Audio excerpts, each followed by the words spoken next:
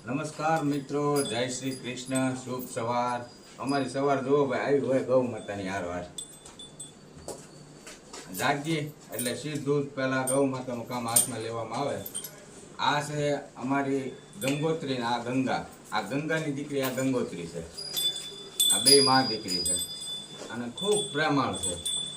અને મિત્રો અમે તો ભાગ્યશાળી છીએ. કૃષ્ણને આભાર વ્યક્ત કરી કે તે અમને આ ગૌવંશની સેવા કરવાની આ તક આપી છે, આ મોકો આપ્યો છે. અને સવારે જાગીને પહેલું કામ જ અમારું આ હોય કે સાણ વાસીદા કરીને ગૌ માતાઓને ધોઈને પછી એને નિરણ નાખવાની અને ટાઈમ રહે તો એને પછી થોડુંક વાલ કરીએ. જો કે આપણે તો શું વાલ કરીએ કે પણ એ આપણને અદ્ભુત વાલ કરતી હોય, અદ્ભુત પ્રેમ કરતી હોય. ગંગા અમારી જો ગંગા એમ કહે છે મને ખંજોળ. આ જો આ પ્રેમ છે ગૌ માતાનો વાલા. પૈસા મળે કે ન મળે પણ જે આ પ્રેમ અદ્ભુત મળી રહ્યો છે અને આ જીવન જે જાય છે ને એ અદ્ભુત જાય છે એમ.